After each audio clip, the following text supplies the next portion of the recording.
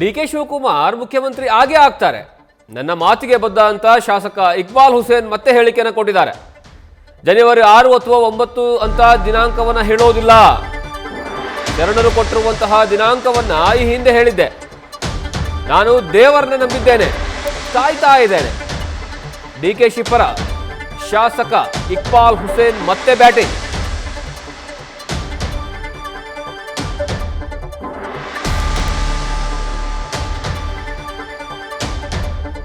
ಈ ಹಿಂದಿನಿಂದಲೂ ಡಿ.ಕೆ. ಶಿವಕುಮಾರ್ ಪರವಾಗಿ ಬ್ಯಾಟಿಂಗ್ ಅನ್ನು ಬೀಸಿಕೊಂಡೇ ಬರ್ತಾ ಇದ್ದಾರೆ ಇಕ್ಬಾಲ್ ಹುಸೇನ್ ಶಾಸಕರು. ರಾಮನಗರದ ಶಾಸಕರಾಗಿರುವಂತಹ ಇಕ್ಬಾಲ್ ಹುಸೇನ್ ಪ್ರತಿ ಬಾರಿಯೂ ಡಿ.ಕೆ. ಪರವಾಗಿ ಬ್ಯಾಟಿಂಗ್ ಅನ್ನು ಬೀಸಿಕೊಂಡೇ ಬರ್ತಾ ಇದ್ದಾರೆ.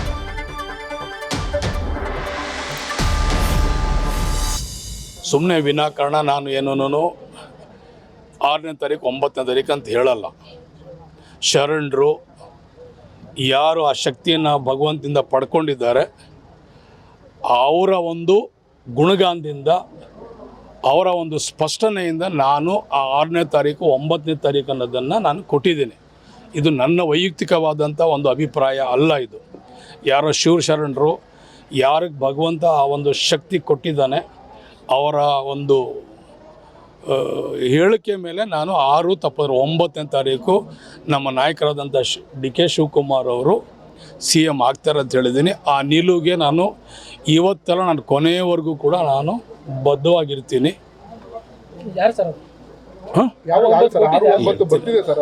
ಎಲ್ರಿಗೂ ಕೂಡ ರಾಜಕಾರಣದಲ್ಲಿ ಒಬ್ಬೊಬ್ಬರು ಯಾರಾದ್ರೂ, ಈಗ ಡಿ.ಕೆ. ಶಿವಕುಮಾರ್ ಸಾಹೇಬರು ಅಜ್ಜ ಅಂತಾರೆ, ನಾನು ಯಾವುದೋ ಒಂದು ಅಜ್ಜನಿಗೆ ಹಿಡ್ಕೊಳ್ತೀನಿ ಅಲ್ವಾ. ಯಾರ್ಯಾರಿಗೂ ಒಬ್ಬೊಬ್ಬರಿಗೆ ಅವರ ಹಿತೈಷಿಗಳಾಗಿ ಅವರ ಒಂದು ಇದಕ್ಕೆ ಶಕ್ತಿ ಪಡೀಲಿಕ್ಕೋಸ್ಕರ, ಅವರ ಆಶೀರ್ವಾದ ಪಡಲಿಕ್ಕೋಸ್ಕರವಾಗಿ ಯಾರೋ ಇರ್ತಾರಲ್ಲ. ದಿನಾಂಕ ಹತ್ರ ಬರ್ತಿದೆ ಸರ್, ಮತ್ತೆ ದೆಹಲಿಗೆ ಹೋಗ್ತಾ ಇದ್ದಾರೆ ಮಂಗಳವಾರ ಡಿ.ಕೆ. ಶಿವಕುಮಾರ್ ಅವರು. ಆಗುತ್ತಾ ಚರ್ಚೆ ಆಗುತ್ತಾ? ಅವರು ನಮ್ಮ ಪಕ್ಷದ ಅಧ್ಯಕ್ಷರು, ಅನೇಕ ವಿಚಾರಕ್ಕೆ ಅವರು ಡೆಲ್ಲಿಗೆ ಹೋಗ್ಬೇಕಾಗ್ತದೆ. ಬರೀ CM ಪಟ್ಟಕ್ಕೆ ಅಂತಲ್ಲ, ಬೇರೆ ವಿಚಾರಕ್ಕಲ್ಲ, ಸಾಕಷ್ಟು ಪಕ್ಷದ ಸಂಘಟನೆ ವಿಚಾರವಾಗಿ, ಬೇರೆ ಬೇರೆ ವಿಚಾರವಾಗಿ ಅವರು ಅವಾಗಿಂದ ಆವಾಗ ಡೆಲ್ಲಿಗೆ ಹೋಗೋದು ತಾವು ನೋಡಿದ್ದೀರಿ. ಅವರು ಈಗ ನಮ್ಮ Herald paper, National Herald, Deccan Herald paper, ಅದಕ್ಕೂ ನೋಟಿಸ್ ಅವರು ಪಡೆದಿದ್ದಾರೆ. ಆ ನೋಟಿಸ್ ವಿಚಾರವಾಗೂ ಕೆಲವು ಲಾಯರ್ಗಳಿಗೆ, ಇನ್ನೂ ಅನೇಕ ವಿಚಾರಧಾರಿಗಳಿಗೆ ಮಾತಾಡೋಕ್ಕೆ ಅದಕ್ಕೂ ಹೋಗ್ತಾರೆ. ನಾನು ಬರೀ ಇದಕ್ಕೆ ಮಾತ್ರ ಹೋಗ್ತಾರೆ ಅಂತ ಅಲ್ಲ, ಹೊಸ ವರ್ಷಕ್ಕೆ ಹೊಸ ಸೀನ್ ನೋಡ್ಬೋದಾ ಸರ್? ನಾನು ಭಗವಂತನ ಮೇಲೆ ನಂಬಿಕೆ ಇಟ್ಟು ಹೇಳ್ತಾ ಇದ್ದೀನಪ್ಪ. ರಾಮನಗರದ ಶಾಸಕರು ಇಕ್ಬಾಲ್ ಹುಸೇನ್ ಹೇಳುವಂತಹ ಮಾತನ್ನ ಕೇಳ್ತಾ ಇದ್ದಾರೆ ನೀವು. ಡಿ.ಕೆ. ಶಿವಕುಮಾರ್ ಪರವಾಗಿ ಪ್ರತಿ ಬಾರಿಯೂ ಸಹ ಬ್ಯಾಟಿಂಗ್ ಅನ್ನು ಬೀಸುವಂಥದ್ದು, ಮತ್ತೆ ಜೊತೆಗೆ ನೇರವಾಗಿ ದಿನಾಂಕವನ್ನು ನಿಗದಿ ಮಾಡಿದ್ರು. ಇವರು ದಿನಾಂಕವನ್ನು ಹೇಳಿದ್ರು 6 ಮತ್ತು 9ನೇ ತಾರೀಕು. ಯಾವಾಗ?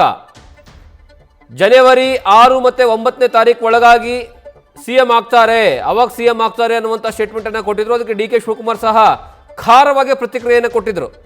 ಇಕ್ಬಾಲ್ ಹುಸೇನ್ ಒಬ್ಬ ಹುಚ್ಚ ಅನ್ನುವ ಮಟ್ಟಕ್ಕೂ ಸಹ ಹೇಳಿದರು.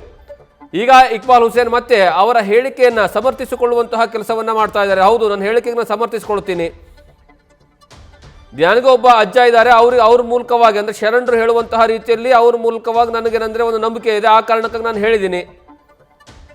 ಅದ್ರಲ್ಲಿ ತಪ್ಪೇನಿದೆ? ನಾನು ಸಹ ದೇವರನ್ನ ನಂಬ್ತೇನೆ. ಆ ರೀತಿಯಾದಂತಹ ಹೇಳಿಕೆಯನ್ನು ಕೊಡೋ ಮೂಲಕವಾಗಿ ಇನ್ನೂವರೆಗೂ ಡಿ.ಕೆ. ಶಿವಕುಮಾರ್ ಅವರು CM ಆಗ್ತಾರೆ ಅನ್ನುವಂತಹ ಗಟ್ಟಿಯಾದಂತಹ ನಿಲುವನ್ನು ತಮ್ಮದೇ ಆದಂತಹ ರೀತಿಯಲ್ಲಿ ಎಕ್ಸ್ಪ್ರೆಸ್ ಮಾಡ್ತಾ ಇದ್ದಾರೆ.